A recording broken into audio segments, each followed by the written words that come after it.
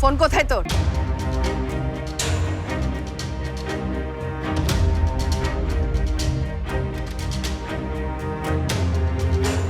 খেয়াল করে নাই মা, এতগুলো ফোন দিছো কেন? মা, তোমাকে আমার কিছু কথা জানানোর আছে। আজকে অনেক খারাপ একটা ঘটনা ঘটছে, আর এই ঘটনা জানার পর তুমি আর কখনো বলবে না রাজীবকে বিয়ে করতে। মা চিন্তায় অস্থির হয়ে আছে, তুই বাড়ি ফিরছিস না, বারবার ফোন করছি, সেটা খেয়াল করার সময় নাই তো।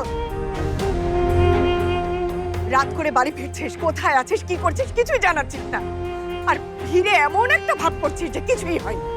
মা, আমি তো রাশার বাসা। তোকে আর কত করে বোঝাবো যে এই বাড়িতে থেকে নিজের খেয়াল খুশি মতো আমাদের চলা নিষেধ। তাছাড়া তোর এনগেজমেন্ট হয়ে গেছে মেঘা, রাজীবকে তুই এভাবে বারবার অপমান করতে পারিস না। রাজীব আসছিল বাসায়? হ্যাঁ এসেছিল, তোর চাচা চাচি আমাকে বের করে দিয়ে আলাদা করে ওর সাথে কথা বলেছে।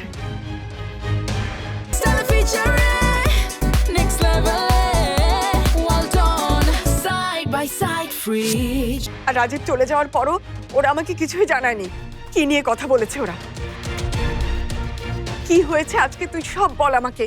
সেই সন্ধ্যা থেকে আমি নিশ্চিন্তে শ্বাস নিতে পারছি না। কি হয়েছে শুনবা? শুনবা তুমি? আমি বলতেছি। আহা, এত কথা কিসে? মেয়েটা এত রাত করে বাসায় ফিরছে, ওরে কিছু খেতে টেতে দেন ভাবি। ফরহাদ, আমি মেয়েটাকে অনেক বকেছি, ও আর এমনটা করবে না। রাগারাগি কেন করতেছেন মেয়েটার সাথে ভাবি?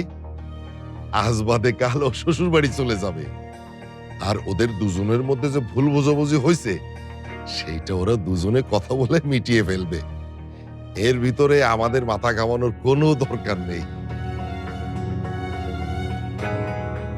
যা মা, ঘরে যা, কোনো চিন্তা করিস না, তোরে কেউ কিচ্ছু বলবে না, যা।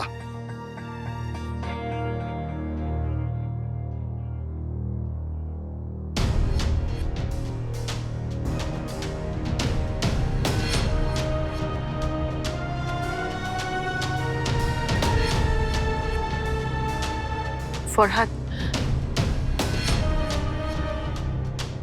রাজীব ছেলেটা মেঘাকে ভালো রাখবে তো? আমার কেন যেন খুব ভয় করছে। মেয়ের মায়া এবার ছাড়েন মা, মেঘাজার আমানত, তারে বুঝে নিতে দেন। আর যেই জিনিস সরাসরি আল্লাহর হাতে, সেইটা নিয়ে চিন্তা করতেছেন কেন?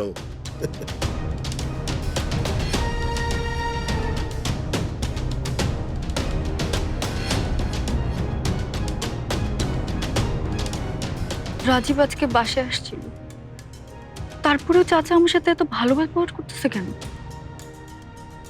এমন তো কোনোদিনও হয় নাই আগে। রাজীবের সাথে তাহলে কি কথা বললো চাচা চাচি মাকে বের করে দিয়ে? আমার এত ভয় লাগতেছে কেন?